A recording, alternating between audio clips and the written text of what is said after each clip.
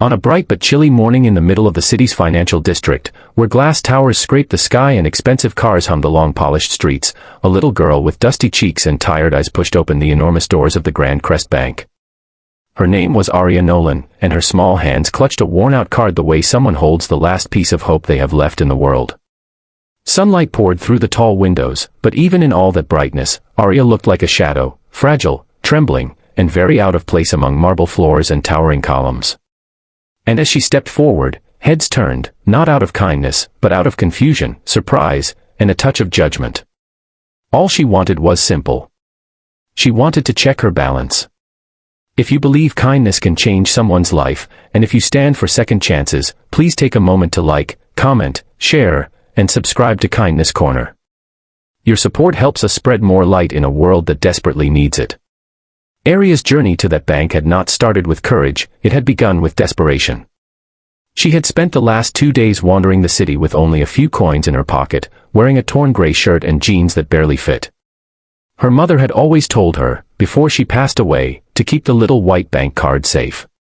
Aria had held onto it for years, never knowing if it meant anything. She only knew that today, with hunger gnawing at her stomach and strangers avoiding her on the sidewalks, she was finally ready to see if the card was worth anything at all, if her mother had left her a miracle, or nothing at all. The bank was alive with noise and energy that Aria had never experienced before. Screens flashed figures and stock charts. Workers in tailored suits hurried past one another, carrying files and coffee cups. Phones rang constantly. Every corner glowed with wealth.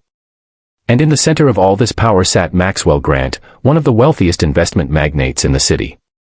His laughter filled the air, echoing across the floor as he held court with his advisors.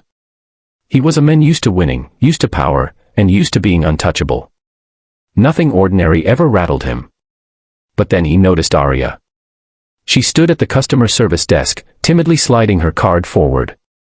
The banker behind the counter, Elena Rourke, froze at the sight of the girl's condition. People were staring, some out of concern, many out of shock, and a few with irritation. Aria's voice was barely audible as she explained what she needed. Elena offered her a soft smile and guided her gently toward Maxwell's section, because his exclusive terminal could access deeper archives of old accounts.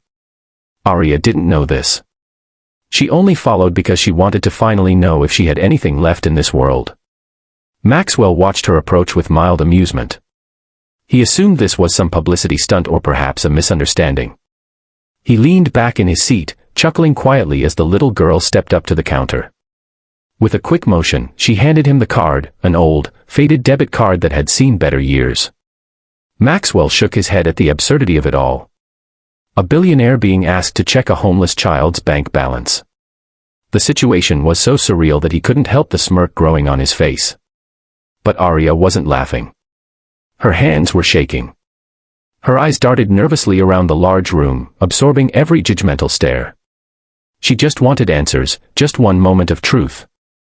The room seemed to hush as Maxwell inserted the card into the screen. Then everything changed. Maxwell's smile fell instantly. His eyebrows slowly drew together. He leaned forward, rereading the digits on the screen as if they might rearrange themselves into something more believable. His advisors stepped closer, their faces shifting from curiosity to shock. Elena held her breath. The balance on the screen wasn't empty. It wasn't small. It wasn't normal for someone like Aria. It was enormous. Aria's mother had once worked at a small community center where she met a kind-hearted entrepreneur named Victor Hale. He was childless, aging, and grateful to Aria's mother for caring for him in his final months. Without Aria or her mother knowing, Victor had created a trust fund in Aria's name, a fund that grew year by year, untouched, accumulating interest and investments that Victor had set to continue even after his passing. He had hoped, one day, that Aria would find her way to it when she needed it the most. And today was that day. Maxwell stared at the figure, realizing that the girl standing in front of him was not just a child in need, she was one of the wealthiest individuals he had ever encountered. Wealth that she herself didn't even know existed. Wealth that could change her life forever. For the first time in years, Maxwell felt humbled. Completely, utterly silenced. The girl he had laughed at was now the owner of a fortune that outclassed even some of his clients. The room watched as he rose slowly from his chair, looking at Arya not with pity anymore, but with respect, a respect she had earned without even knowing it. Arya, however, didn't understand the number on the screen. She only knew that Maxwell suddenly looked different, less amused, more human. Elena crouched beside her and explained softly what the truth was. As the words washed over Arya, her lips parted in disbelief. Tears welled in her eyes. She wasn't alone anymore. She wasn't helpless. Her mother had left her something far more powerful than she ever imagined: security, hope, and a chance at a future. People in the bank whispered, stunned by what they had just witnessed. Maxwell, famous for his arrogance, was now gently helping Arya gather her things. He offered her food, water, and promised to assign his best advisors to protect her interests until a proper guardian could be appointed. Arya nodded, still overwhelmed, clutching the card that had just transformed her life. It was still daytime, sunlight shimmering through the high windows, but for Arya the world felt new, warmer, brighter, and finally, safe. If this story touched your heart, please remember to like, comment, share, and subscribe to Kindness Corner. Your engagement helps these powerful stories reach more people who need hope. Before the story ends, please comment below, what would you do if you discovered a miracle when you least expected it?